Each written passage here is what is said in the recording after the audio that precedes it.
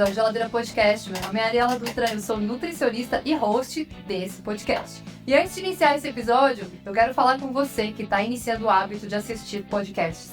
Vai lá e se inscreve agora no canal oficial, no canal de cortes, no Spotify e também no TikTok e no Instagram, antes que eu te coloque na geladeira.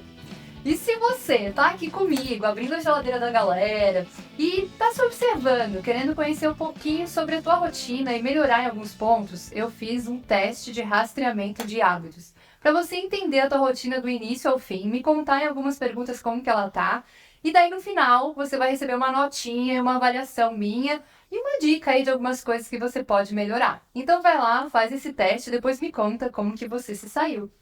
E vamos então para os finalmente. Vou apresentar aqui o convidado de hoje.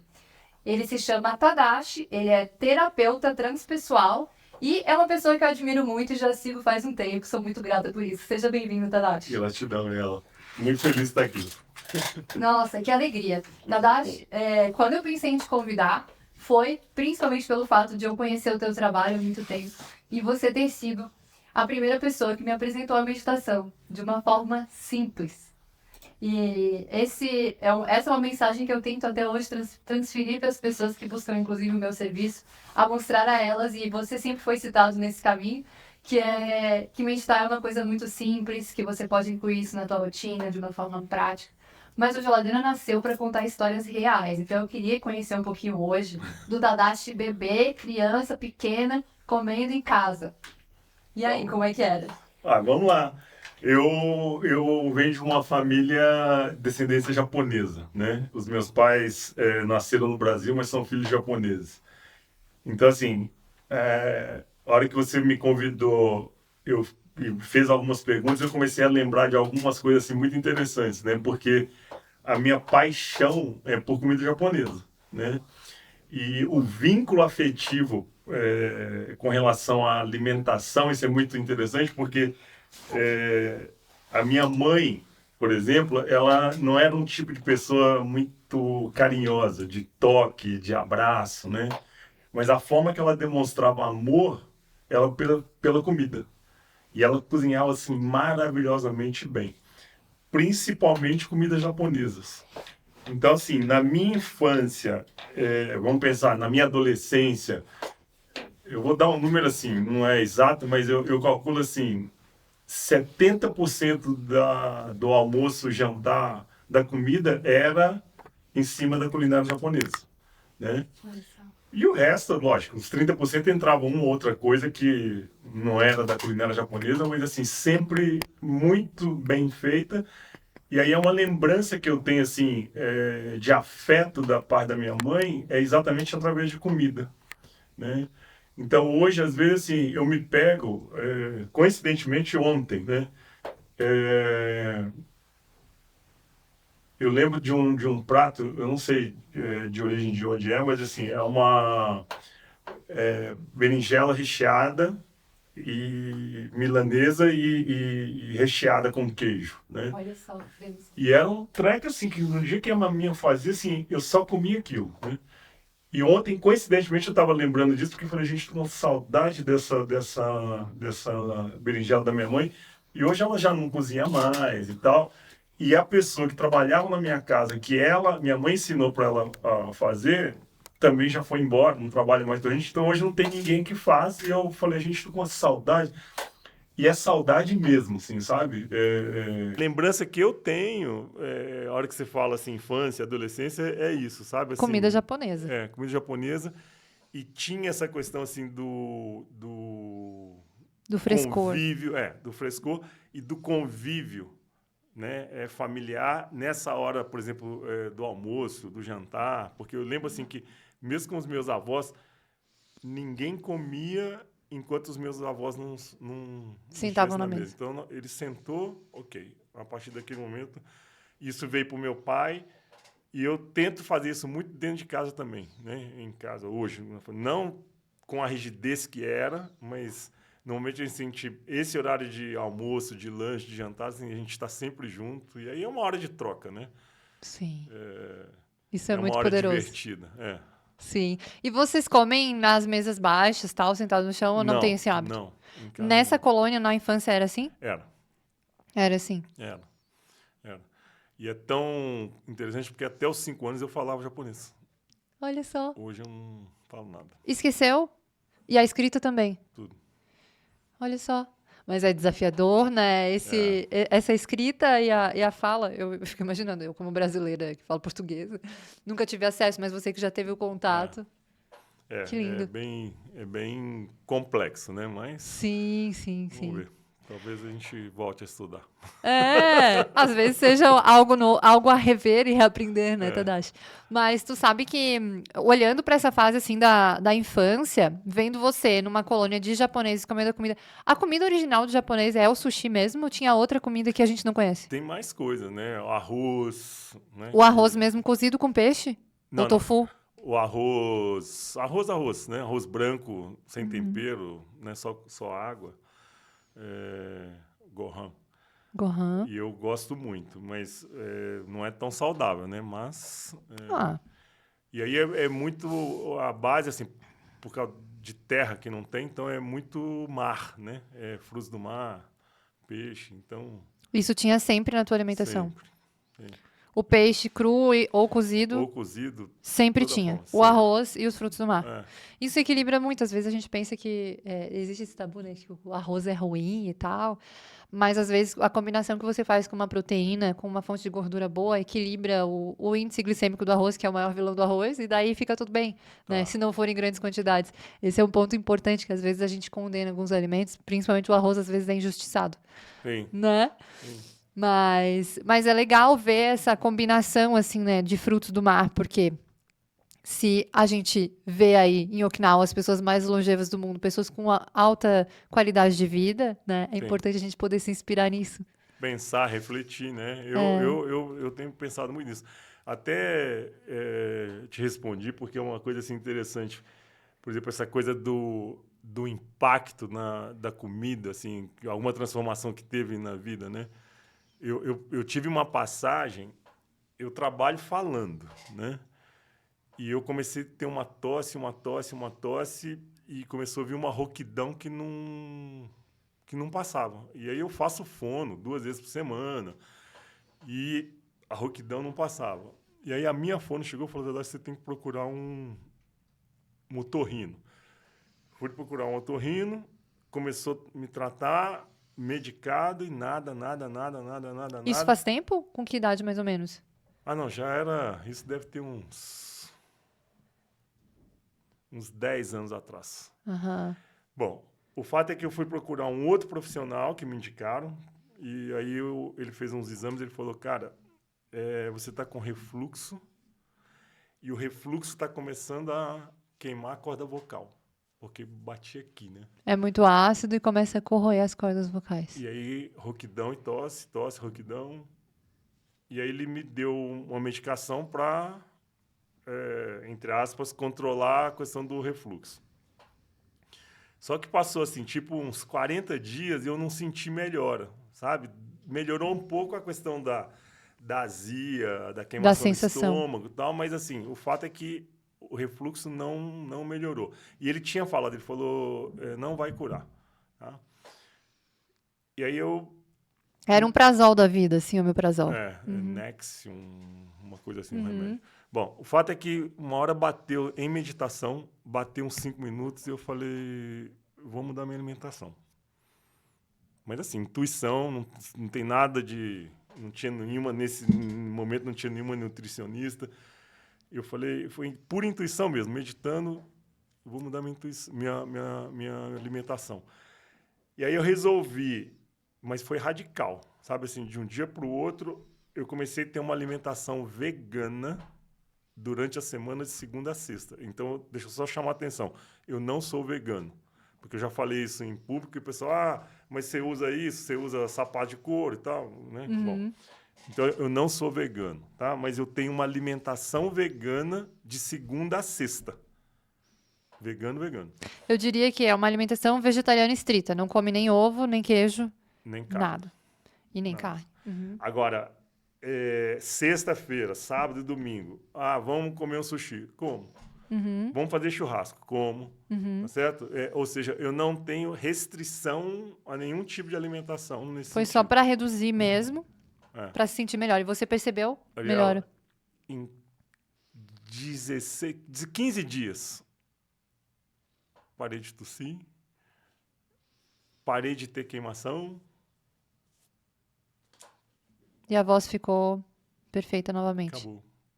Olha só. Então, assim, hoje eu continuo nessa pegada, né? É lógico que, tipo, se você chega e fala, Tadashi, vamos almoçar ali, eu vou, sabe? É uma churrascaria, eu vou comer. Só que antes era aquela questão também, né? Se eu comia 10 pedaços de picanha, hoje eu como 3 e tá tudo certo, né? Se eu comia 20 sashimi, hoje eu como 10 e tá tudo certo. Sim. Sabe? Diminuiu as proporções também. Então, é que eu fico pensando assim, quantas e quantas vezes exatamente essa questão da alimentação, ela vem, não é saudável, consequentemente a gente está se contaminando, né? Sei lá que nome que a gente dá. Mas o que eu sinto assim que a gente precisa de ter consciência dessas coisas assim também, sabe? Da alimentação, né? Então, isso impactou muito a minha vida, sabe? Muito. Para melhor. Que bom. Tu sabe, Tadashi, que às vezes a gente fica pensando assim, que nem você mencionou, né? Eu não fui no nutricionista, foi uma intuição. O corpo sempre sabe, se a gente para escutar ele, né? Isso aí, É um isso aí. processo de autoobservação. Quando a gente fala principalmente de processo alérgico, né? Que tem muito de você ficar com pigarro ou com aquela tosse, né, carregada de catarro. Tem muita gente que tem esse pigarro. Ou até azia, né? Ou alguma úlcera, alguma coisa que o estômago não aceita. É muito interessante, as pessoas vão percebendo isso por eliminação. O dia que eu não comi isso, eu me senti muito bem. Há 3 dias sem isso. E quando você vai num profissional, ele vai te dizer isso também, né? Um médico ou nutricionista. Ele vai te dizer, olha, elimina tais e tais alimentos e vê como você se sente.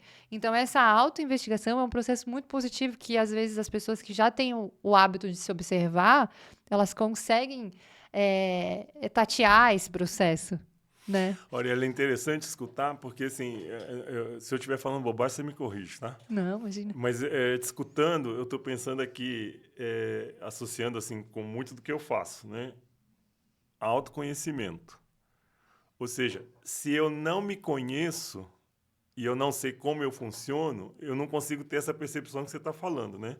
Agora, se eu me conheço, eu sei como eu funciono e tenho uma conexão de consciência corporal, é o que você falou. O corpo ele vai te mostrar, ele vai te falar, né? Então, o que eu sinto assim, que eu acho que é buscar esse processo de autoconhecimento mesmo, né? Olhar para dentro e começar a perceber isso faz bem, isso não faz, isso é bom, isso não é, é bom para mim, não é, né? Total. E para além da alimentação, né?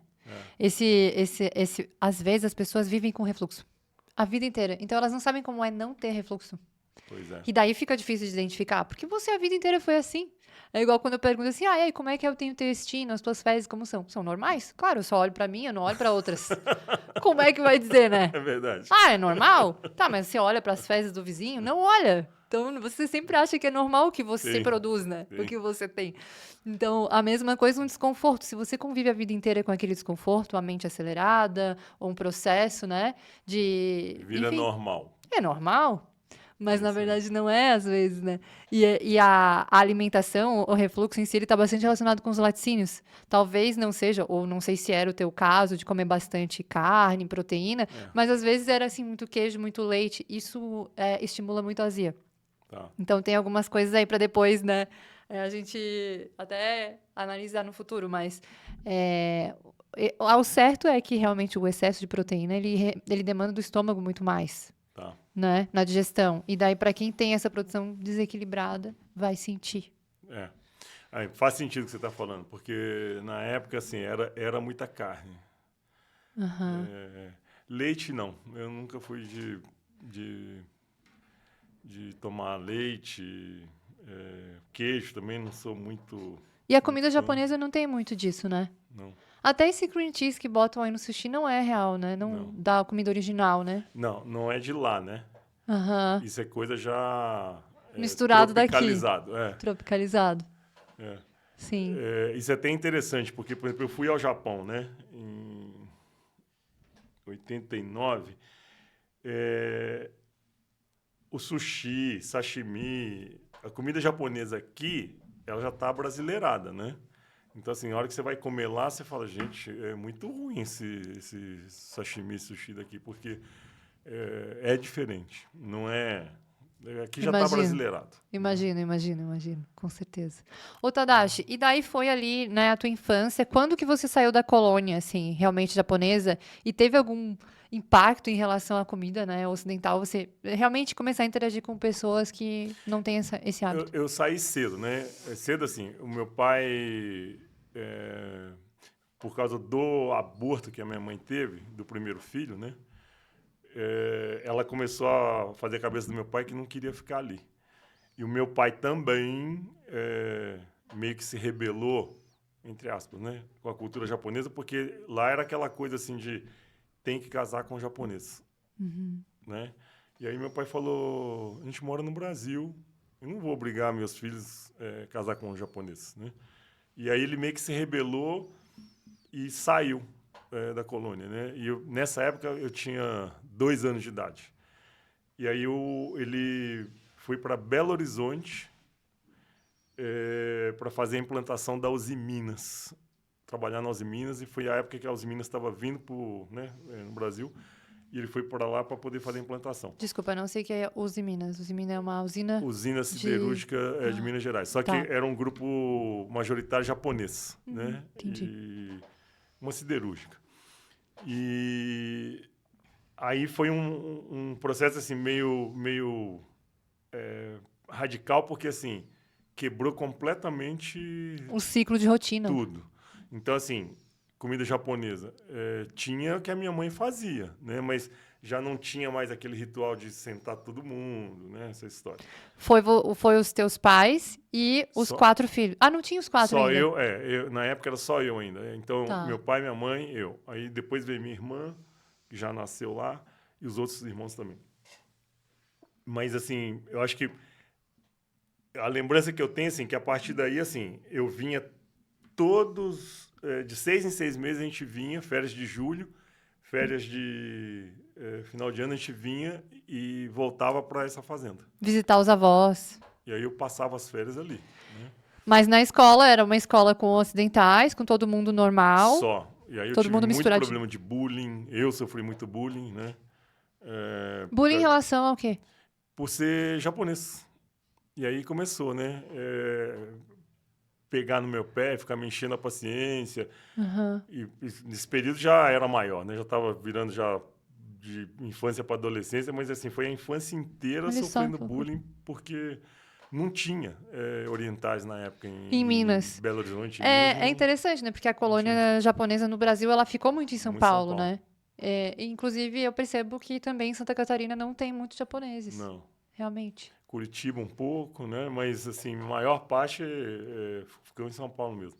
Então, e daí assim, teu pai foi visionário. Vamos se misturar com todo mundo, vamos... então eu acho que teve um lado que foi legal, né? Essa questão que, não, a gente está no Brasil, não tem que ficar casando com japonês. Mas também teve uma ruptura que deu um... Desafio. Só para você ter uma ideia, meu primeiro nome é Harry, né? Quando eu mudei para Minas? Lá para Minas, meus pais, eu lembro assim que na escola eu não usava Tadashi. Agora, por quê? Porque associar muito com a questão assim, oriental, né? Não queria ser identificado. Então, o pessoal só me chamava de Harry. Eu comecei a usar o nome Tadashi da adolescência para frente, quando eu comecei assim a resgatar a cultura japonesa, a minha origem, né? Então, assim, foi uma ruptura assim meio forte, sabe? Não foi assim muito saudável para mim. Foi um período muito ruim assim na minha vida, assim, principalmente por causa de bullying. É um desafio, né? Às vezes a criança se adaptar a uma nova escola, novos colegas e ainda sofrer com bullying nessa fase, né? Então é desafiador, mas também às vezes fortalece, né? Sim. Você percebe, não, vamos transmutar isso daí, né? E essa coisa do nome, né? De voltar, às vezes a gente tem essa fase, né? Não quero pertencer ou quero pertencer a determinado grupo, né? Sim. É um desafio. E nesse momento, assim, você teve relacionado Enfim, as relações na escola e tal, algum transtorno alimentar, alguma dificuldade de se alimentar? Teve na infância foi difícil de comer, ou era uma criança bem glutona, que comia bastante, gostava de doce? Olha, ela, assim, eu como de tudo, né? Agora tem coisas assim que eu não chego nem perto, nem só de pensar se me dá um ir, né? Mil de frango, moela. fígado de boi, mas é assim, só de pensar me dá um irk, sabe? Agora o resto, assim, Nunca teve restrição. não, eu como. Nunca tive dificuldade de comer, não tive também assim, nenhum distúrbio alimentar.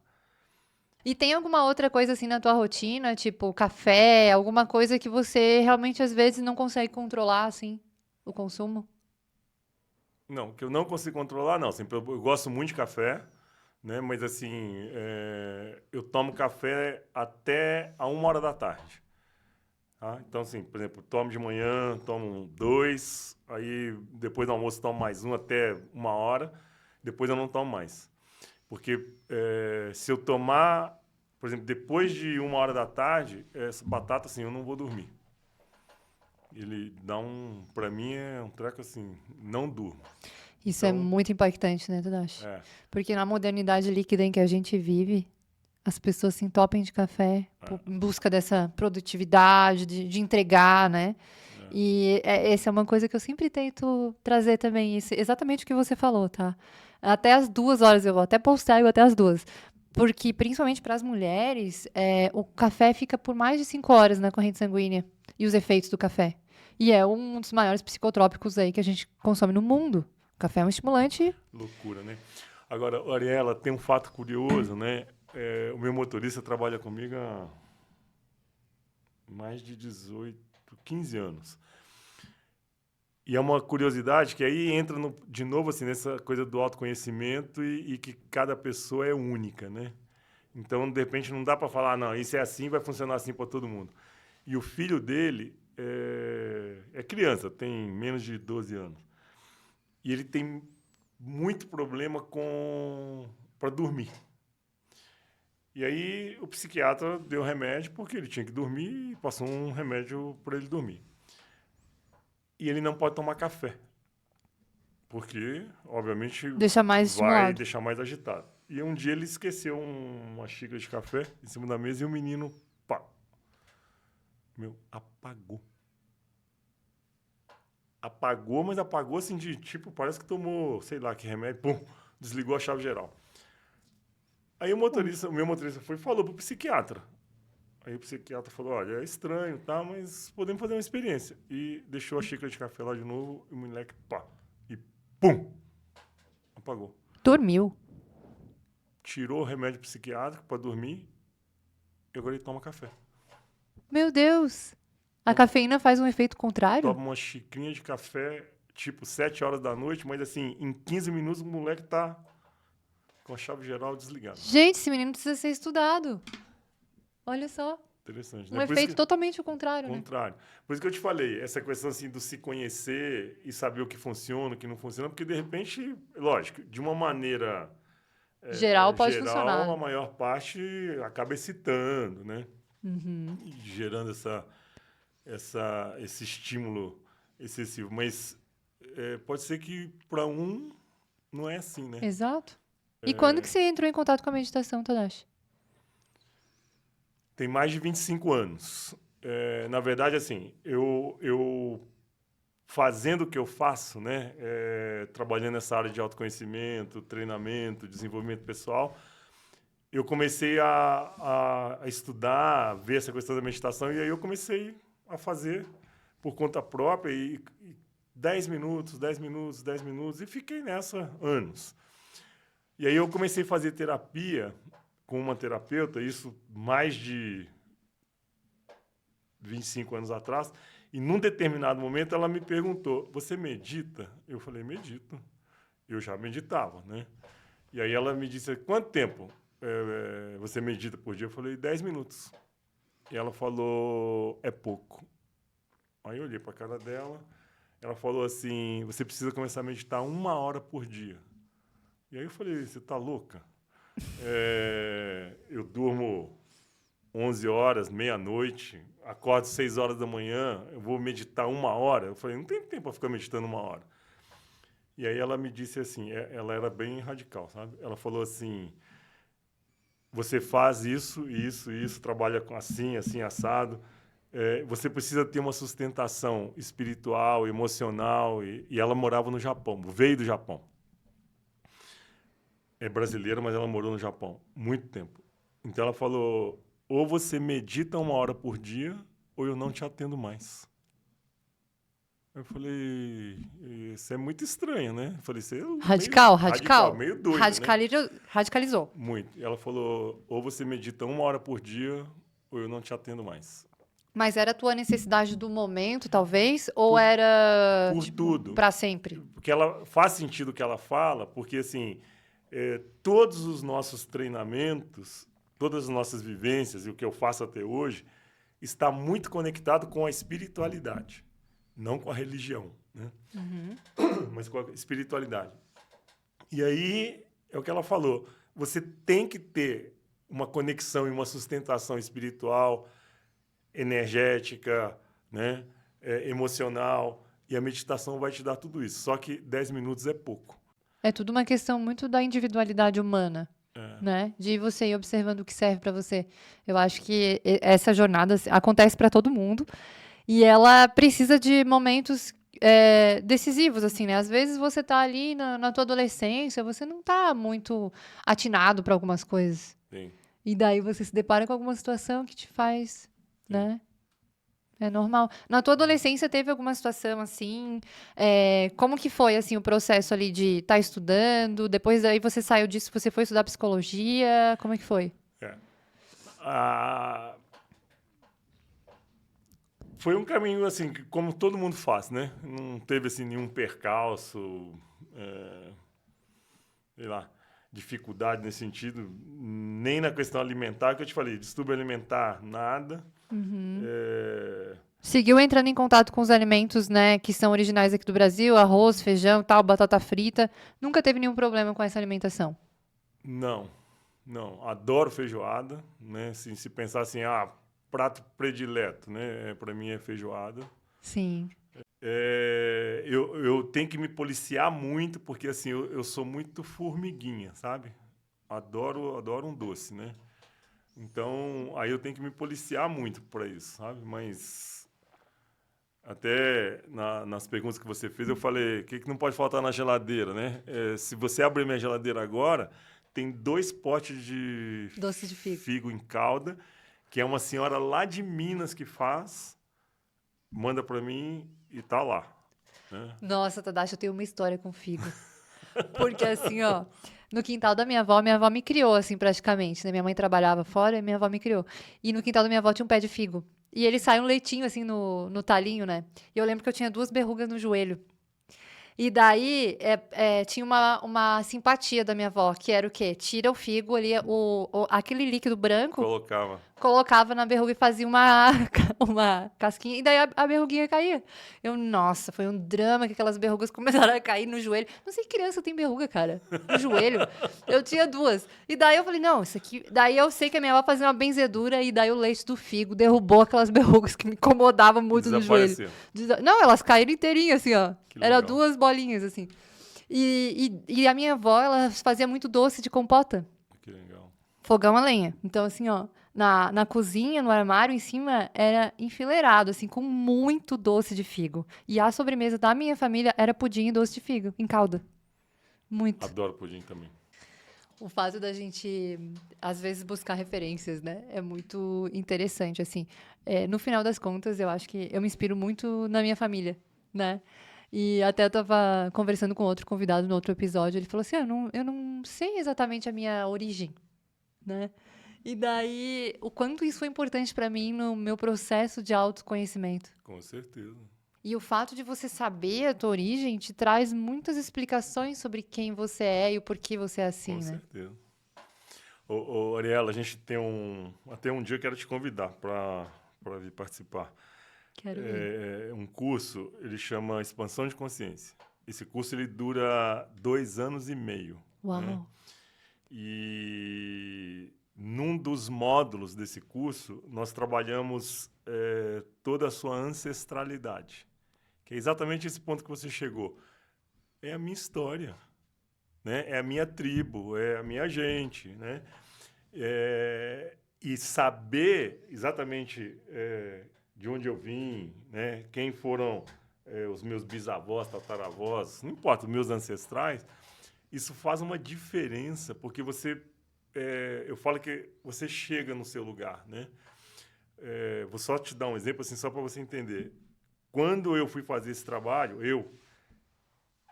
eu cheguei em 8 gerações para trás. Tá?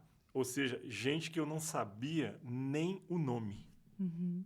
Até então eu não sabia nem o nome, né? Por exemplo, quem que eu conhecia?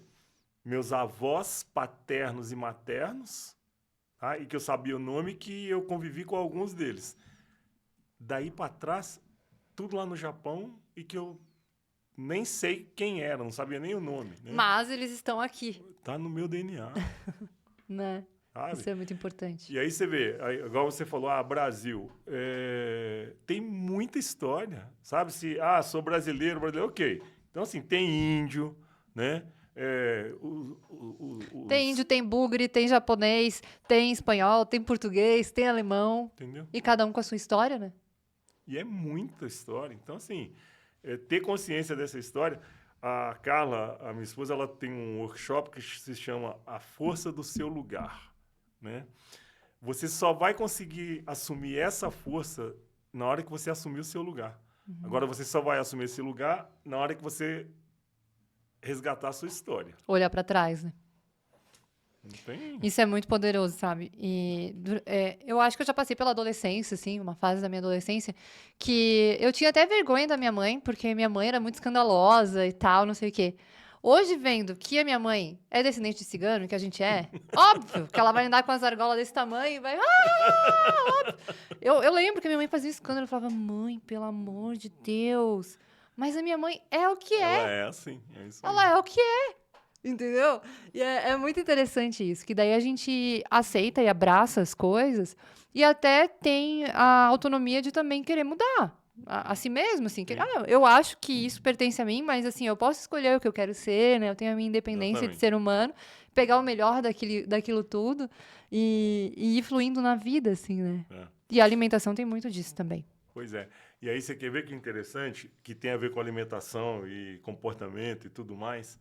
Porque, assim, nesse trabalho de ancestralidade, um ponto que é importante até para cada um refletir muitas coisas nós herdamos, entre aspas, dos ancestrais, né? E isso vem energeticamente, vem espiritualmente, que nome queira dar, não importa. Mas o fato é que essa história dos ancestrais chegou em mim, ponto. Agora, muita coisa que eu herdei...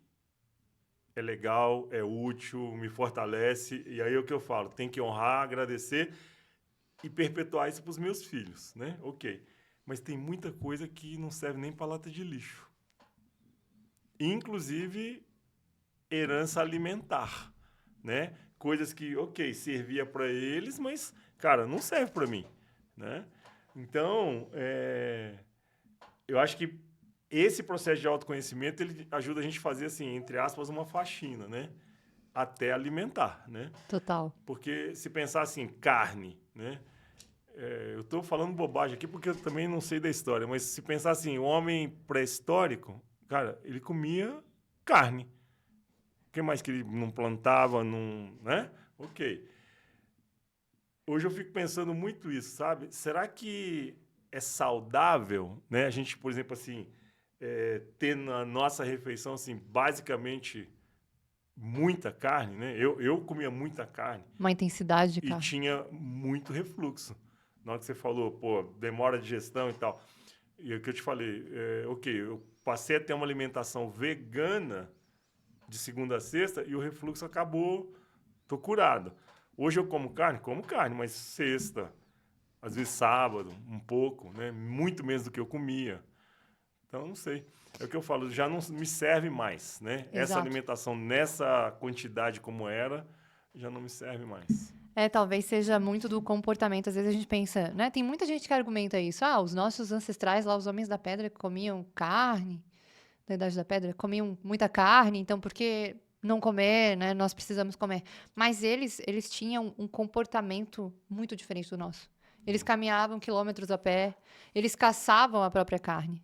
A quantidade de carne que hoje a gente come para ficar sentado nessa mesa aqui trocando ideia, totalmente desequilibrada quando a gente vai comparar a gente com um homem da Idade da Pedra. Sim. Super ativo, super forte, selvagem. A gente está falando de um homem selvagem.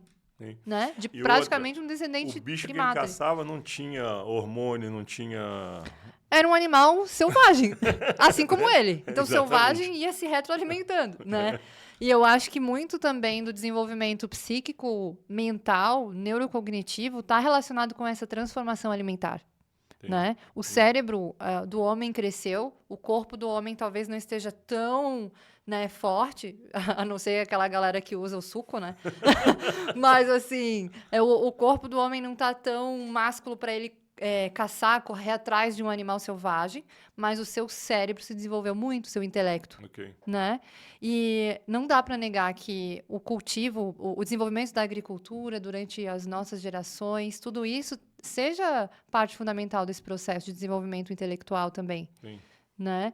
E eu acredito muito na humanidade, num processo evolutivo intelectual. Né? Às vezes a gente pensa, a humanidade está perdida. Cara, eu não sou esse tipo de pessoa catastrofista. Eu acho que realmente nós temos uma jornada positiva em coexistência com tudo que habita aqui o planeta, sabe? Então, é muito desse processo, que a alimentação é o substrato da nossa evolução. Se a gente foi criando soluções, como a agricultura, elas nos trouxeram até aqui, assim, né? Então, não tem como... Eu não sou o tipo de pessoa que condena a agricultura, o grão ou o carboidrato, né? Okay. E acho que esse processo, assim, no desenvolvimento da nossa existência, ele está relacionado com o momento atual. Eu não posso me comparar com uma pessoa da antiguidade, Sim. Né? Nem com a minha avó, nem com a minha bis. Né? Agora, Aurélio, é interessante, né? Eu estou escutando aqui, eu estou fazendo uma associação. Uma vez estava dando uma palestra e aí numa parte da palestra eu falando da questão assim do meio ambiente, ecologia, sustentabilidade. Exato. E aí Essas eu trends. falando, né? É um absurdo porque o homem está se matando, né? E dando a palestra. Aí a hora que acabou, um senhor chegou e falou: "Se você me dá 5 minutos?" Eu falei: "Ok." Aí fui conversar com o cara. Ele falou: "Eu sou engenheiro agrônomo. Trabalho numa fazenda de plantação de... Eu não lembro mais se é soja ou se é arroz." Uma monocultura. E aí ele disse assim: "Eu gostaria que você viesse conhecer." Eu falei: "Por quê?" Ele falou assim: "Essa fala sua é muito bonita, mas a realidade da vida atual é diferente. Que eu acho que você não sabe qual é a realidade." Eu falei: "Qual que é a realidade?" Ele falou: "A quantidade de bocas que precisam ser alimentadas, nós não conseguimos produzir alimento suficiente para esse povo todo." Aí eu comecei a pensar, falei: "Ok, eu acho que ele tem razão, provavelmente assim, muita coisa." Por que eu estou te dizendo isso? Porque teve um ano que, em casa, a gente resolveu começar a comer só orgânico. Tá? E aí, o que acontece? Primeiro, que tem poucos produtores. Né? Segundo, que o produto orgânico ele dura muito menos do que esse industrializado que a gente... Com alimento convencional, né? Exatamente. Por quê? Porque é pesticida, é remédio para isso, remédio para aquilo, o bicho fica bonito. A semente, ela já é trabalhada para ser resistente. Né? E o orgânico não, né? É tudo pequenininho, é tudo feio, é tudo dura menos. E aí a gente começou a ter uma dificuldade porque a gente não conseguia adequar, primeiro de achar quem fornecia. Aí depois a gente estava comprando de um cara que mentia, falava que era orgânico e não era orgânico. A gente Meu ficou Deus. sabendo disso depois. Aí achamos um japonês, coincidentemente em Campinas, que tem uma fazenda toda orgânica, ok. E aí ele entrega, só que assim, entrega uma vez por semana. Aí você vai comprar um produto orgânico uma vez por semana, segunda-feira, terça, quarta-feira já está tudo ficando feio demais da conta. Bom, e aí acabou assim, E foi o uma custo, dificuldade que a gente resolveu, vamos parar, não vai dar certo. E aí a curiosidade que eu tenho para te perguntar agora é exatamente por isso, porque a gente pensa assim, alimentação saudável, ok, né? Hoje a gente não come mais orgânico porque é muito trabalho e não estava funcionando.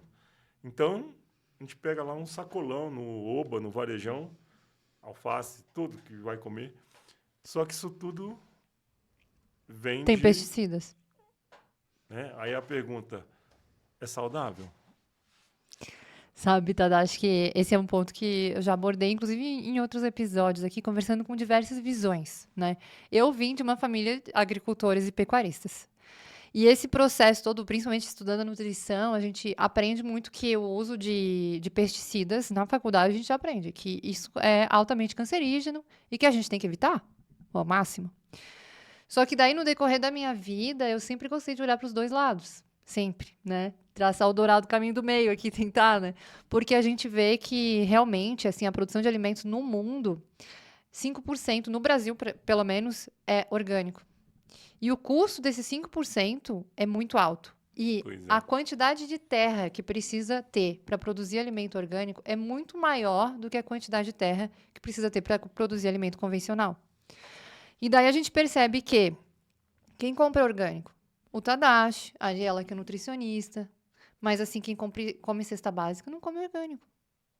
E se a gente for analisar nos últimos 50 anos, nos últimos 100 anos, a gente está vivendo cada vez mais. Sendo que a maioria da população come alimentos convencionais. Então, assim, a expectativa de vida aumentou. É claro que existem, sim, estudos mostrando o impacto dos pesticidas, dos agrotóxicos para as pessoas. Mas as pessoas mais afetadas nesses estudos são as pessoas que estão na produção, na aplicação dos defensivos agrícolas, que estão em contato e que não usam os EPIs corretamente, às vezes, né, não são cobrados para isso dentro da instituição ali da fazenda, enfim. Então, eu acho que existe esse ponto, assim, que é muito importante, sabe? Principalmente porque quando a gente vai olhar os estudos, os estudos científicos que tem são para as pessoas que são agricultores. Entendi. A gente não vê uma pessoa que comeu alface convencional a vida inteira, tem uma correlação com câncer, sabe? Não tem essa correlação, assim. Inclusive, tem algumas distorções, assim, de estudos. Tem uma galera que tem até... eu faço parte dessa galera, que eu fiquei um tempão sem comer pimentão, né?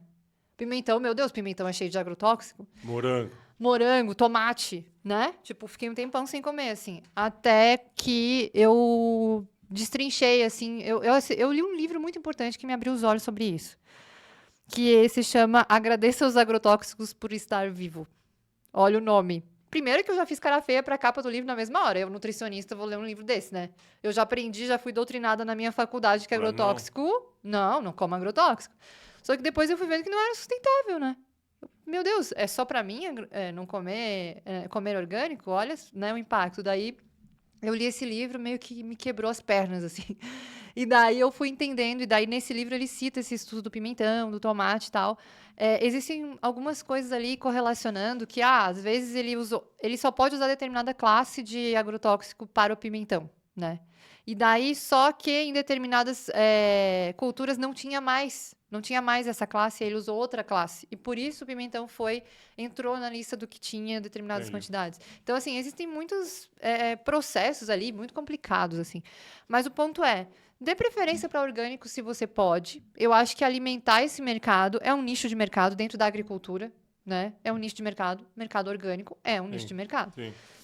É um alimento mais fresco normalmente, ele vem mais rápido porque realmente ele estraga mais rápido também, né? Então o frescor, a gente vê assim que quando você apanha o alimento, colhe lá, até ele chegar na tua mesa, ele já perdeu uma quantidade de nutrientes. Então, quanto mais rápido ele chega na tua mesa, mais nutrientes ele tem. E os orgânicos, normalmente, eles chegam mais rápido, porque eles precisam ser consumidos mais rápido. Então, tem esse impacto. Mas em relação aos agrotóxicos, né, a gente tem um controle bem grande. Eu acho que, assim, é um custo alto para a indústria. A adição desses defensivos agrícolas e desses medicamentos, né? É claro que eu não sou a favor de medicamento. Eu não quero viver tomando medicamento. Muito menos quero comer uma coisa, uma planta, que tem que tomar remédio para existir, Sim. né? Mas existem coisas que são impactantes. E sempre que eu converso com um agrônomo, eu chego nessa visão que você falou desse agrônomo. Que é, a gente tem um controle alto, isso custa, né? E a gente precisa produzir alimento para a maioria da população. Então, não dá pra gente viver num conto de fadas do orgânico, assim. Porque Sim. ele não é sustentável para todo mundo, Sim. né? É a minha visão. Não. É desafiador. É interessante. Eu não vou lembrar o nome desse... É um documentário, eu não vou lembrar o nome dele. Solo fértil, uma coisa assim. Não. Netflix? É de uma pessoa que o pai e a mãe morreram com câncer. E aí, lógico, tinha questão genética e tal, mas ele resolveu estudar para ver assim, porque eu acho que na Associação Americana contra o Câncer, ele identificou assim que a maioria dos alimentos que falavam para orientação para o pessoal comer, ele falou, isso é altamente cancerígeno, né? E aí ele foi contestar isso, o diretor dessa entidade botou ele para fora, falou que não continuava a conversar, aí ele resolveu ir a fundo, começou a pesquisar. Bom, aí ele descobre lobby de companhia, de empresa, indústria alimentícia, pagando para o governo para produzir aquele tipo de alimento e ninguém falar nada. E aí eu falei, cara, Estados Unidos, né? E, bom, o fato é assim, ele chega aqui numa máfia que era laboratório, indústria alimentícia, governo americano e... Bom, Todo mundo conectado. prenderam o cara. Para calar a boca. Prenderam o Meu cara. Deus. E aí fez um documentário depois disso. Eu preciso lembrar o nome desse. Depois você desse compartilha documentário. com a gente. E aí que a gente começa a pensar assim, o que a gente está comendo, né? Sabe? Mas assim, eu concordo com você. Eu acho que... Agora você vê, né? Quando eu vou para Minas, para a fazenda do meu concunhado, aí eu vou lá com um caseiro e colhe a banana. Gente, o sabor da banana é um treco que você fala, pô, isso é natural, né? É gostoso, um sabor. Agora, pega a banana que eu compro lá no sacolão, primeiro que não tem gosto de banana. Gosto de banana é aquele que você pega lá na roça, no pé, e que você come, que você fala, gente, isso tem um sabor que... Eu também sinto isso.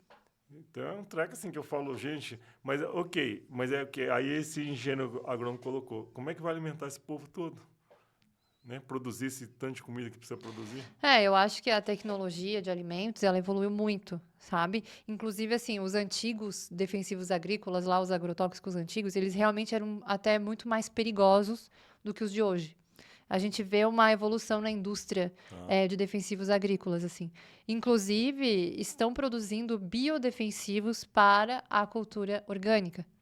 Inclusive, uma das maiores empresas, eu acho que é a Monsanto, que é uma produtora de grãos transgênicos e defensivos agrícolas, ela está produzindo biodefensivos para nutrir o mercado de orgânicos. Legal. Então, assim, eu creio muito que as mudanças elas acontecem nas grandes indústrias para baixo, né? Então, o fato da gente demandar desse mercado de orgânicos faz com que as indústrias se reinventem para nutrir esse mercado de orgânicos. É um processo que começa realmente por pessoas que têm um poder aquisitivo para consumir isso, têm acesso a essa informação. E eu fico muito feliz de poder conversar isso aqui no Geladeira, porque está gratuitamente livre para todo mundo, né? Sim. E Pensar sobre isso. Tomar consciência disso, né? Pensar sobre, né? E, ao mesmo tempo, essas transformações elas vão vindo escaladamente, assim, aos poucos. Sim. Eu me formei em 2014, Tadashi. Eu lembro que eu já fiquei preocupada, porque eu tenho histórico de câncer na minha família. A minha mãe é uma paciente paliativa, ela tem um câncer, né? Então, assim, tem toda uma história na família. Eu falo, não, tem que evitar e tal. E eu, por muito tempo, eu fiz das tripas coração para comer orgânicos. Porque eu pensava realmente diretamente relacionado com o câncer. Mas, claro, tem todos os outros processos. Mas, assim, não é todo mundo que pode. Sim. É um desafio. É caro, né? O Exato. orgânico é caro. É um desafio grande, assim, né? Mas eu acho que a comida de vó, a comida natural, mais próxima da onde você consegue pegar, Eu acho que esse é o segredo, assim, Sim. para que a gente consiga ter essa longevidade que a gente espera, né? Ter uma saúde de Sim. forma integral, assim. É. Hoje é interessante porque a Carla, a minha esposa, é uma outra história assim de relacionada à alimentação que me impactou muito porque serviu muito como exemplo assim de consciência, força de vontade, disciplina, né? Porque ela depois do nosso segundo filho, ela engordou muito, né? E aí começou a ter muita dificuldade de voltar, a perder o peso e voltar a um peso ideal, né? E aí ela resolveu começar a fazer um processo de reeducação alimentar. E esse é um ponto assim que é muito bonito. E aí fez um trabalho de reeducação alimentar e tal. E aí a força de vontade de, lógico, disciplina para seguir Manter. aquilo ali, né? E eu lembro assim que à noite a gente ou janta ou faz um lanche, mas sempre a gente come alguma coisa à noite, né? E aí nesse período ela falou comigo, com os meus filhos, ela falou eu não vou descer para Pra sentar à jantar. mesa, nem lanchar e nem para jantar. Eu falei, mas senta com a gente. Ela falou, não, eu não tenho força de vontade para Sentar e não não comer. comer. Então, se eu sentar, eu vou comer. Eu vou beliscar, eu vou comer. Então, eu não vou comer. Então, o que que ela faz? Ela toma um suco, tipo 6 horas da tarde, e a gente vai lanchar tipo 7, 8 horas da noite, ela já não desce. E hoje a gente já respeita porque, ok. Mas o que que é legal, né? Foi chegando no corpo que ela queria, Foi né? tendo resultado. Atividade física, muita atividade física. Aí ela foi fazer alguns procedimentos estéticos, né? Para poder ficar mais do jeito que ela queria, melhorar a autoestima, mas assim, foi legal. Mas o que que eu estou querendo mostrar? O movimento não foi de fora para dentro. Tipo, vou fazer estética para ficar bonita, não. Primeiro ela tomou consciência, fez educação alimentar, atividade física, saber que, cara, ela não pode sentar, porque se sentar na mesa ela vai comer. Então, ela já não senta à noite ali para não cair nessa tentação.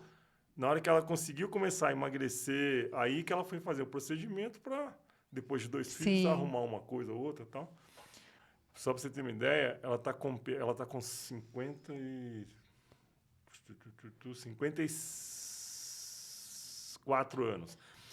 Ela tá com peso de quando ela tinha 20 anos de idade. Que bom, né?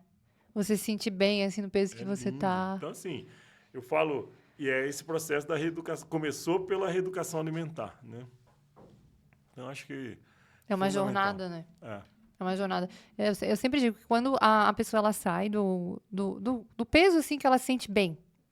Porque não existe um peso, né, ideal para cada pessoa. A pessoa tem que se sentir bem no peso dela. Claro que a obesidade não é saudável, mas, né, existe uma margem ali dentro do padrão, assim, relacionado à altura da pessoa e tal. Mas quando ela não tá nesse peso, que ela se sente bem, ela começa a ter várias complicações em outras áreas da vida, né, Tadashi? E daí o fato de você recuperar o peso, eu sempre digo, emagrecer não é normal. Não é natural. O corpo não entende emagrecimento como natural. Imagina, você tá privando o teu corpo, as tuas sim, células, elas ficam em inanição, com fome. Então, o fato de você estar fazendo um processo de emagrecimento é um processo bem antinatural. Então, você precisa fazer uma força. sim, Né? Essa força ela se transforma em esforço no decorrer do processo, mas no começo é um desconforto grande, assim. sim, sim. Então, esse desconforto ele precisa ser trabalhado, assim, mentalmente também. A pessoa ela vai numa jornada e quando ela chega, ela ainda tem um processo de estabilizar, né? De conseguir Sim. sustentar aquela conquista. É. É desafiador. Ariela, eu quero fazer um comentário e queria te escutar um pouquinho também, porque está sendo bem rico para mim aqui. Por exemplo, que a gente conversou no início, né?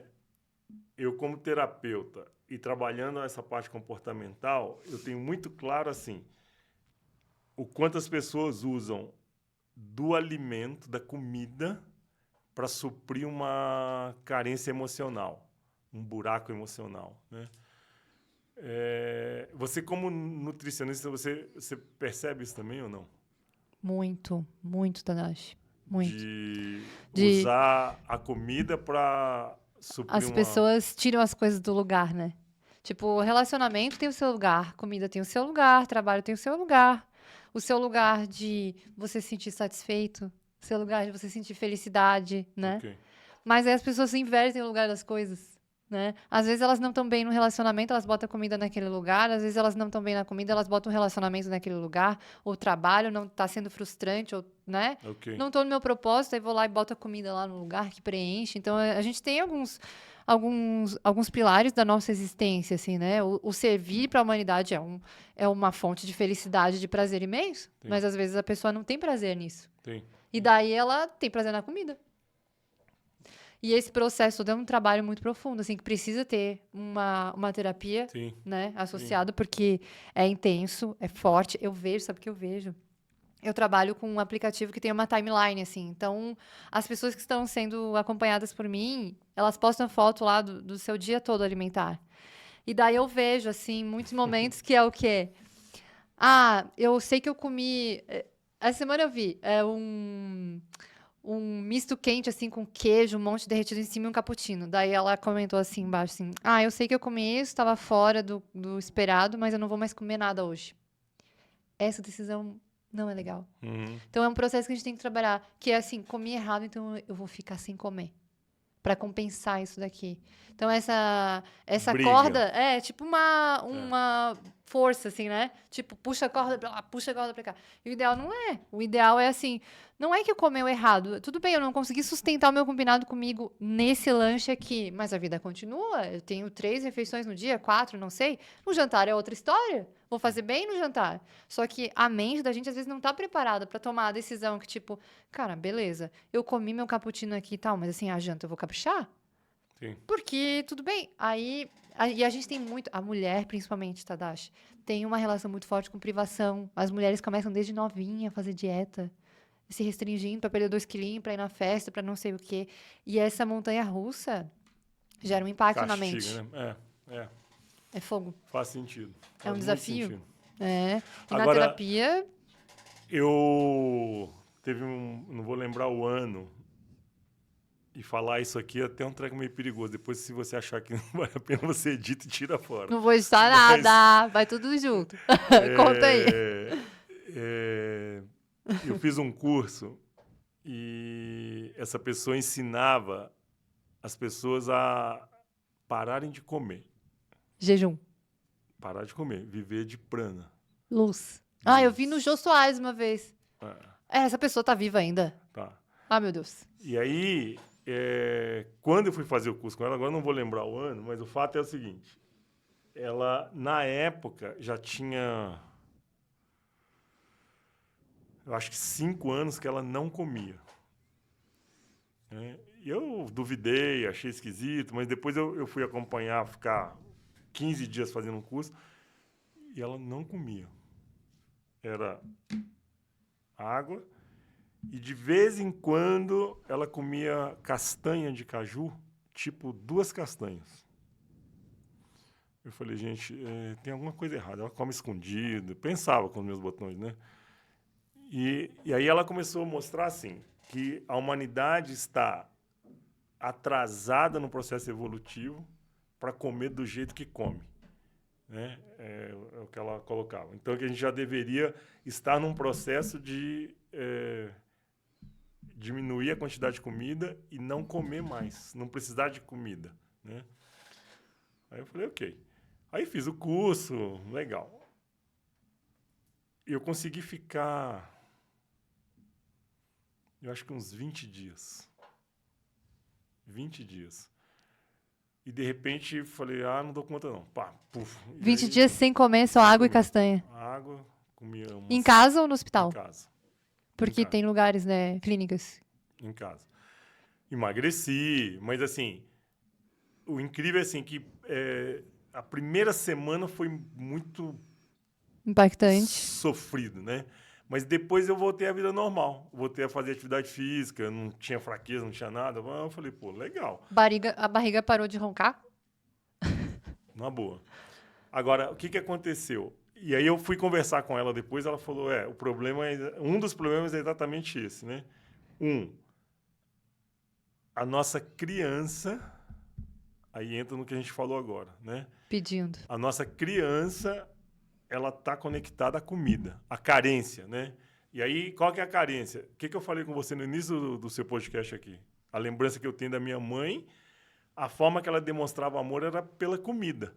Então, a carência da nossa criança, ela vai suprir essa carência pela comida, né? Então, essa professora falou isso. Ela falou, e segundo, porque eu falei para ela, falei, na minha vida está muito difícil porque, assim, vamos fazer um churrasco? Vida Vamos comer uma social. pizza? Vamos jantar? Pode ver, o convívio social, ele está em volta de comida. Né? As E aí eu fui relações. falar isso para ela, ela falou, isso é outra dificuldade para a nossa cultura. Então, assim, e aí eu fui relembrar, porque é sempre assim, né? Vamos fazer um churrasco domingo? Vamos jantar hoje à noite? Vamos comer uma pizza? Ou seja, comida. Então, ela falou, ainda fica muito difícil, né? Para quebrar tudo isso. Mas depois eu não fiz mais. Falei, gente, não dá para mim. Eu estou muito atrasado ainda no meu processo evolutivo, não dá para mim. Mas ela não comia. Sabe que eu já ouvi falar disso também, de pessoas que praticam isso. Já conheci, inclusive veio aqui no Geladeira, uma pessoa que fez 38, 39 dias de jejum, né? Mas, enfim, ficou numa clínica, sendo monitorada a saúde e tal.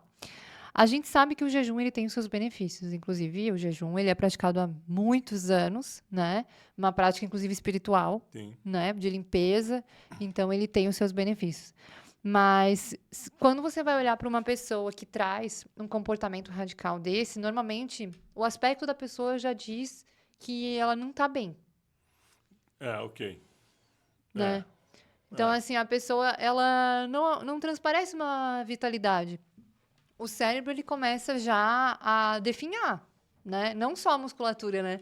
Então, assim, a gente tem aí um outro extremismo, que às vezes é para querer contornar o extremismo do excesso da comida. A gente tem um Pode outro ser. extremista, né? Pode ser. Eu sempre tento ir pela jornada do caminho do meio, porque eu não sinto que esse estresse compense o estresse do excesso, Sim. né? E qualquer extremo Gera um desequilíbrio. é O excesso de comida vai gerar um desequilíbrio, a obesidade.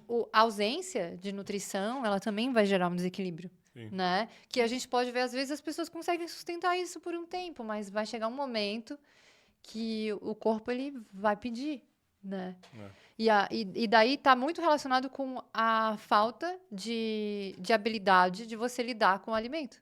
Sim. Porque eu posso não ficar sem comer, mas eu sou uma pessoa que tem uma alimentação vegetariana na maior parte dos dias.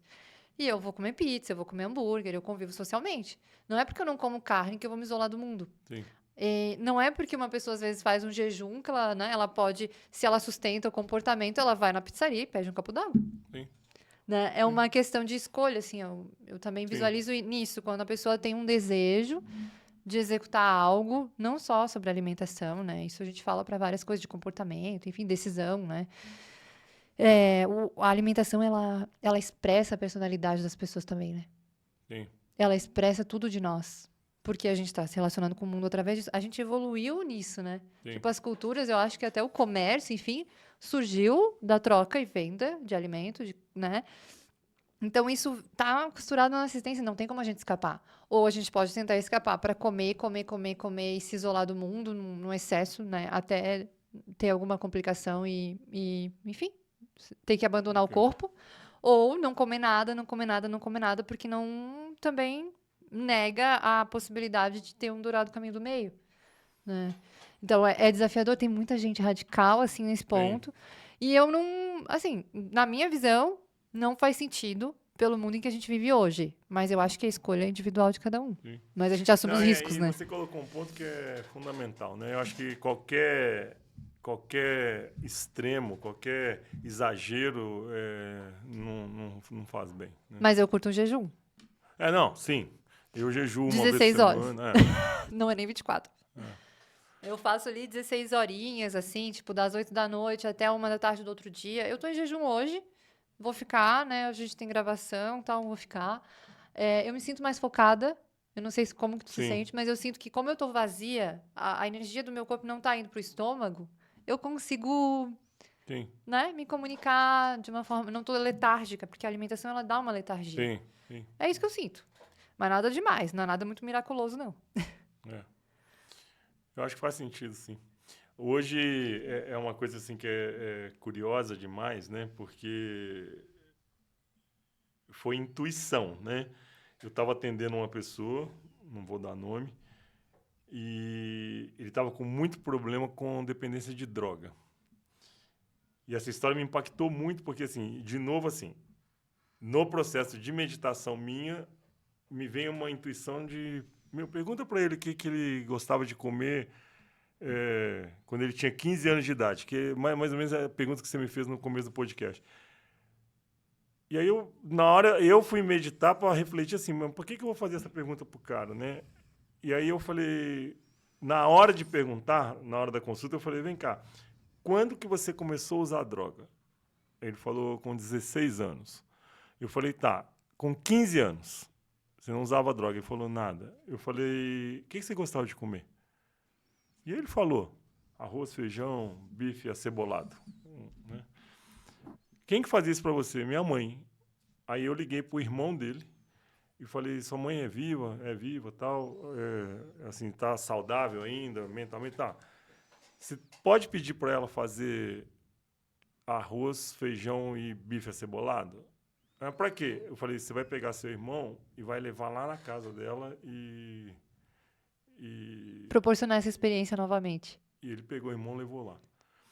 No dia seguinte, esse menino que eu estava atendendo falou, pede para a mãe fazer de novo.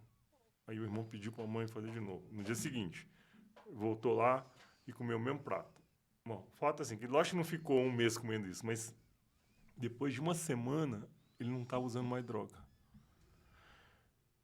Aí o irmão dele veio me perguntar, mas o que você fez? Eu falei, não, eu não sei o que eu fiz. Eu sei que eu meditei, veio uma intuição de associar alguma coisa com relação ao alimento na época que ele não usava droga. Só que daí eu fui associar com o que eu te perguntei na questão da alimentação e a carência emocional do que me alimenta, né? E aí eu pedi para ele, para a mãe, começar a cuidar dele. Cuidar mesmo, sabe? Chamar, dar um abraço e... Trazer pra perto. Parou de usar droga.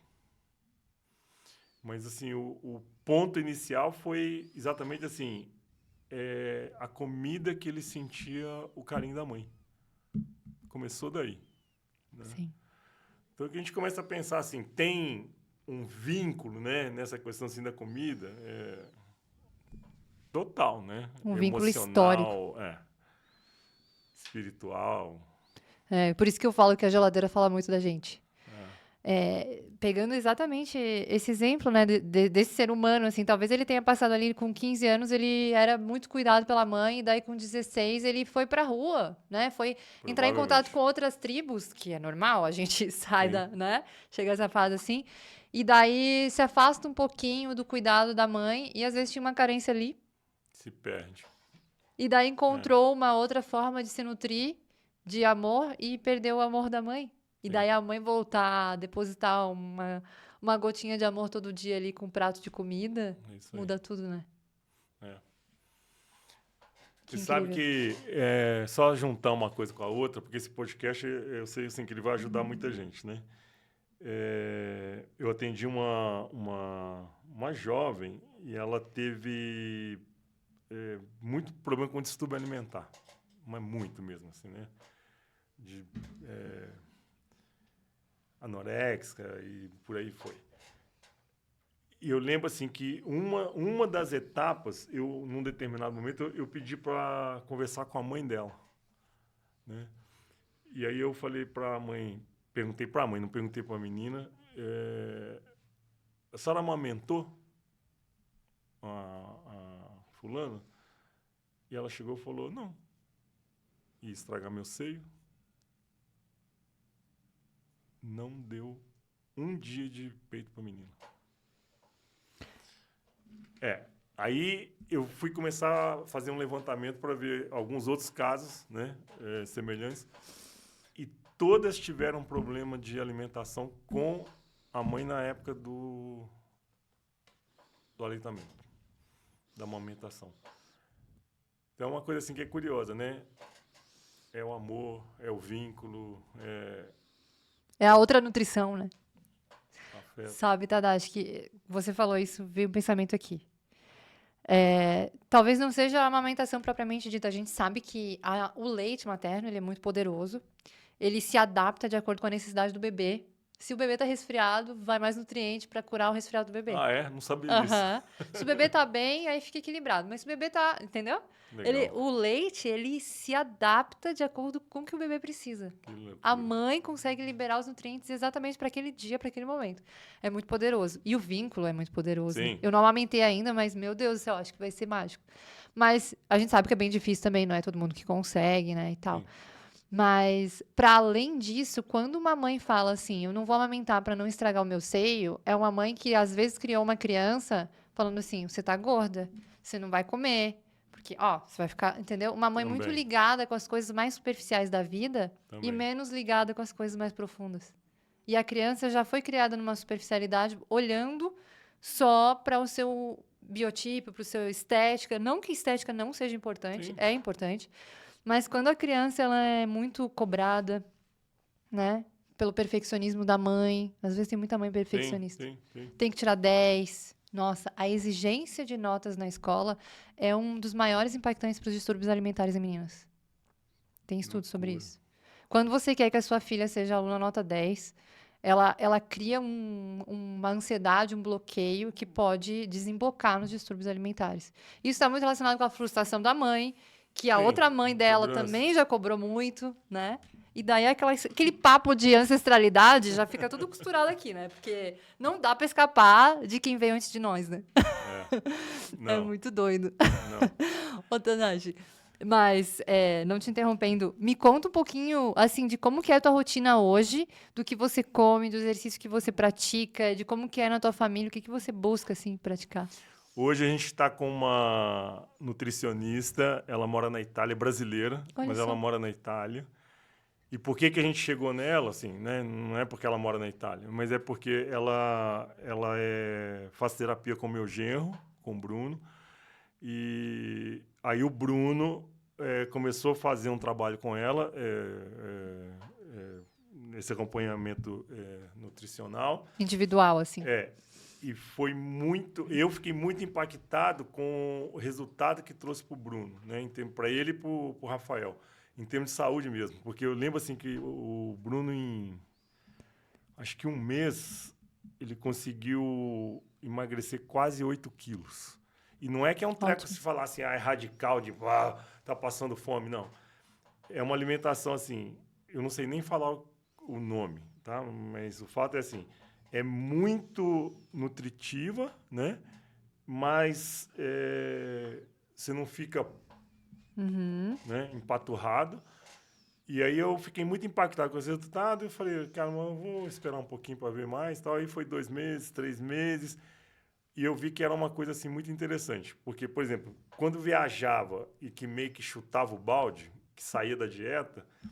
Na semana que eles voltavam para a dieta, aí tinha, no primeiro, segundo, terceiro dia, tinha um detox, né? Para desinflamar, que fala, não é isso? Pra se reabilitar dos dias ali que não estavam legais. E aí depois volta na rotina da dieta dela, ok. E eles voltavam pro peso assim, em 2 dias já estava no peso, ok. Aí eu falei, cara, eu vou... Eu, a Carla e a Júlia em casa, aí nós falamos, vamos entrar nessa? Porque tem que ser todo mundo, né? Porque senão um faz, o outro não faz, não dá certo. Aí, vamos, contratamos essa pessoa e começamos a fazer também. Então, hoje, a gente está nesse movimento, né? Porque, por exemplo, não tem carne de nada, tá? Nada, nenhuma carne. Nenhuma. Então, assim... Proteína vem de outra forma, mas assim, não é... Vegetal. Não é carne. Leguminosas. Vocês comem bastante feijão, lentilha. Agora, o que é o lance, assim? Eu falei para ela, ô Fran, esse negócio não tá dando certo para mim, não, cara. Porque... Ok que eu faço alimentação vegana, mas assim, do jeito, o que tem, o que você está fazendo, eu falei, não é comida que eu gosto muito, né? Então, lentilha, por exemplo, eu Não não curte. curto muito. Quinoa, sabe? Eu como, mas vou falar... Sou mais arroz. Bom, aí o que ela fez? Ela falou, então faz o seguinte, pro Tadashi faz um salmão, faz um peixe, tal. Ok, então, de vez em quando, então, no meu prato vem, pra Júlia e pra Carla não, mas pra mim vem um peixe e tal, ok. O fato é, hoje, de segunda a sexta, eu tô fazendo essa dieta que ela tá propondo, né? Mas a Carla e a Júlia, por exemplo, são mais radicais nesse negócio com ela, sabe? Nessa dieta. Eu nem tanto, Vai fluindo. sabe? Eu, assim, de repente eu falo, esse negócio aí não dá não, sabe? Aí ela adequa, muda e tal. Mas alimentação, assim, basicamente... E aí o que eu falo, assim, que ela tem umas coisas, assim, que ela, como mora na Europa, ela acha que no Brasil, assim, é fácil de achar algumas coisas. Ah, compra tal coisa, eu não sei nem o nome das coisas, mas tal Não. coisa. Mas Isso é não complicado. acha, por exemplo, acha lá no Rio de Janeiro, não acha em São Paulo, sabe? Então, assim, sabe? Isso é complicado, porque ter uma alimentação baseada no que tem próximo de ti é um Pois dos é, isso que principais você falou fatores. é legal. Isso é muito legal. Então, hoje, a gente tá nesse processo. Agora, eu vou te dar um exemplo. A gente vai sair agora, vai para o curso de expansão de consciência. A gente fica uma semana lá. É um hotel, não é um resort, mas assim, Breakfast. E aí a alimentação a gente pede, sabe? Assim, ó, assim, assado, diminui isso, né? Não tem carne vermelha e tal, ok. Só que a Carla, o Rafael, o Bruno, eles fazem a dieta, levam tudo Levam lá. comida pra lá. E leva, eu falo, não. Eu pessoalmente vou te dizer que eu gosto de ter um estilo alimentar que eu consiga estar em qualquer lugar É isso aí. sem ter que fazer muitas manobras. É isso aí. Claro que eu curto levar uma fruta, alguma coisa pra ter na mão pra não passar perrengue, né? Mas, assim, nada que eu tenha que, tipo, comer separado, porque eu acho que isso até desconecta as relações. Sim. Fica chato, né? Vira um chato. Tem que tentar fluir nisso. Mas claro que às vezes está com um objetivo específico. Nesses próximos 60, 90 dias eu estou passando por um processo de mudança de composição corporal, mas depois vai estabilizar. Eu acho que pode acontecer em algum momento pontual da vida. Mas eu acho interessante isso de você... Você falou assim, de segunda a sexta eu sigo isso. Mas o final de semana não impacta, tipo, a tua rotina? A tua alimentação, a tua disposição, tal. Final de semana você não exagera muito? Não, exagerar não. É o que eu te falei. Antes eu comia, né, vou dar um número aqui, mas tipo 10 pedaços de picanha. Hoje eu como 3 e tá ótimo. Né? Não sinto necessidade de mais. Né? Sim. E antes, acho que vem a questão da gula, sei lá. E aí exagerava. Então hoje, sashimi. Antes eu comia 20, sabe? Hoje eu como 10 e tá ok. Sabe? Não Sim. preciso de 20, né? Então a sensação que eu tenho, sensação não, o fato que eu tenho hoje é eu me sacio com mais facilidade com menos, entende? É o ponto que eu estou hoje, né? Então, agora, a hora que você perguntou assim, atividade física, né? Então, eu caminho, corro e jogo tênis, tá? É o que eu faço musculação. Eu vi essa semana um story teu com o teu filho, eu acho, no tênis. Tênis é muito legal, né? É bem bom, eu gosto. Aí a minha esposa me chamou a atenção para uma coisa, porque nessa dieta dessa nutricionista, varia, né? Mas tem um dia que faz um bowl com... Como é que chama? Gente, me deu um branco aqui. Arroz, carboidrato, Açaí. proteína. Açaí. Açaí, frutas, né? Kiwi, algumas frutas e tal. Então é um bowlzinho com isso aí. E não tem nenhuma proteína. Só que eu comi isso foi ontem, e fui para academia. Aí a Carla falou, você tem que comer alguma proteína, porque aqui tem 0 proteína, né? Sabe? Ela falou, você precisa de proteína. Eu falei, não vou. Mas depois eu fui conversar com a nutricionista e realmente eu preciso, uma por causa da minha idade, estou com 64 anos. E aí eu vou para a academia para fazer musculação, por causa da idade, né? Não é para ficar bombado, mas Eu falei, ok. Então, assim, tem algumas coisas que ainda eu preciso me adaptar. Ajustar. sabe? Sim. Às vezes é fácil. O bowl de açaí pode continuar sendo, só bota uma proteína, tipo whey protein, em pozinho ali, e mistura sem nem ver. E tem proteína daí. Ok. Não é uma possibilidade boa? A questão de equilibrar os macronutrientes, eu acho que é uma das chaves maiores. A gente viu na Blue Zone que as pessoas comem boas porções de carboidratos. Sim. E não tem nenhum problema com isso, né? A origem do carboidrato é o que impacta. Mas eu vejo que os melhores resultados que eu tenho de, primeiro, eficácia, né? Que, tipo assim, as pessoas conseguem sustentar. A gente fala tanto de sustentabilidade, mas às vezes a gente propõe umas dietas que não são sustentáveis. Né? Sim. E essa questão de ser sustentável, assim, sabe, Tadashi? Tá muito relacionado com você ter os 3 macronutrientes em todas as refeições. Que é proteína, carboidrato e lipídio, gordura, né? Então, assim, às vezes, o brasileiro foi criado pão com manteiga. Pão com manteiga de manhã, que proteína que tem? Nenhuma, Sim. né? Zero, né? Pão de queijo à tarde, com café, né? Não tem. E aí, às vezes, até as pessoas acham que pão com queijo é proteína, mas assim, o queijo não tem uma concentração baixíssima de proteína. Então, quando tu consegue equilibrar, botar proteína em todas as refeições, ter carboidrato em todas as refeições, você não tem aqueles picos de fome, você se sente saciado, você se sente no equilíbrio. Porque não dá pra negligenciar algum desses 3, sabe? Eu vejo que isso é o que mais dá resultado. Pela saciedade, pelo prazer da pessoa. Aquelas pessoas que vivem numa dieta só de proteína, que não comem carboidrato. Loucura, né? Ah, não, eu amo um pãozinho, eu me nego. Eu amo um pãozinho, não, eu não vou cortar o pão de ninguém, porque, olha, eu sei que como é bom. Eu sei como é bom. Não é? Mas a gente vai fluindo, né, É Tadashi? isso aí. Ai. Mas vamos que vamos. Pô, eu quero te agradecer aqui Que por estar isso. compartilhando muito da tua história, assim, é muito valioso conhecer a tua cultura, a tua história da tua família, né? Tão profundamente, assim, entender de onde que tu veio, o que que tem na tua geladeira. Hoje a geladeira tá super, né, diversificada. E eu queria só eu esqueci de te perguntar um ponto, que é, muita gente fala sobre a meditação e a alimentação vegetariana como um processo que está muito conectado. Quem medita ou quem pratica yoga, né? Tem que ser vegetariano, não tem que ser. Como que é a tua visão sobre isso, assim? Eu vou pro lado do que você comentou do extremismo, sabe? Eu não sou a favor nada assim de radicalizar, né?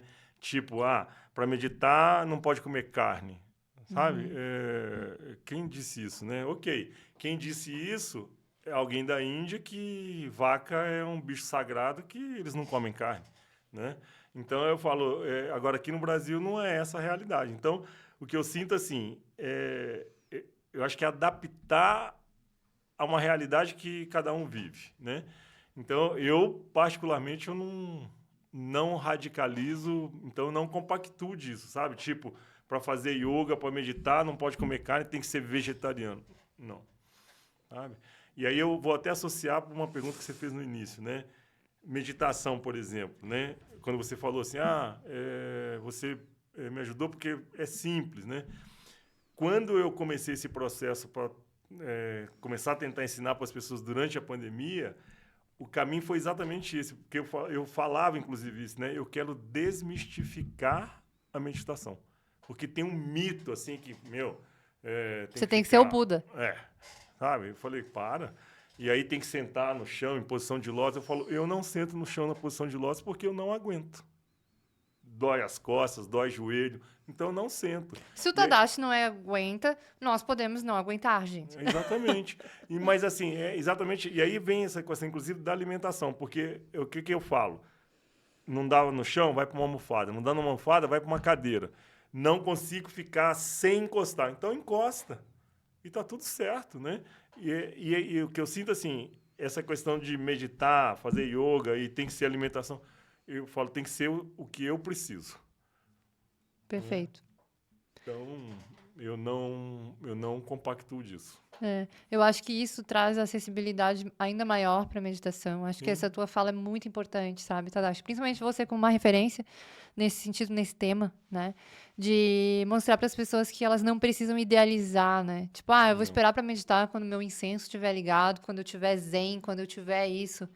Nunca vai chegar esse momento, só para te avisar.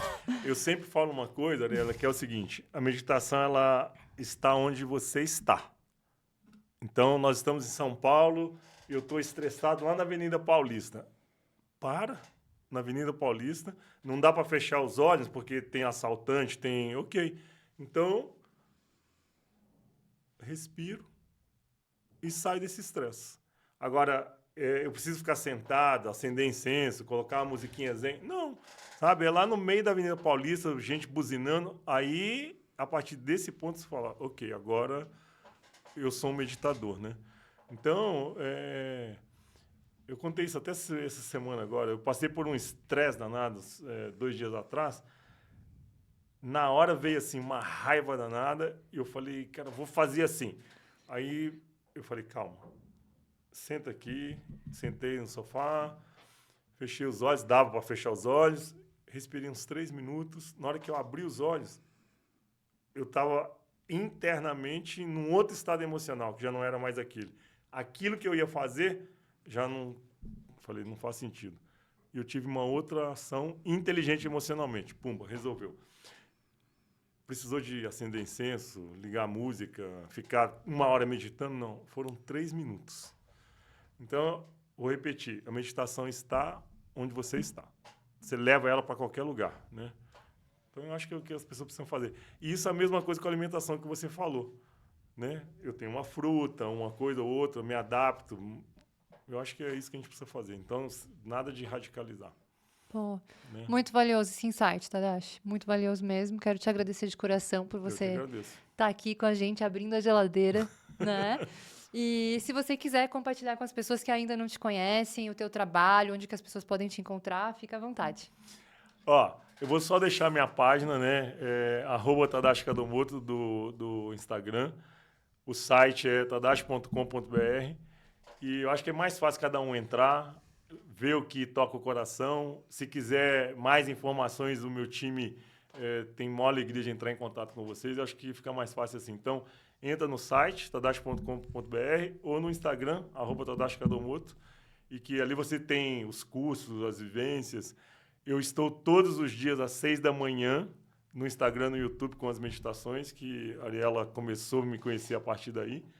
E eu continuo lá todos os dias às 6 horas da manhã. Então, acompanha que a gente tem alguma coisa para compartilhar.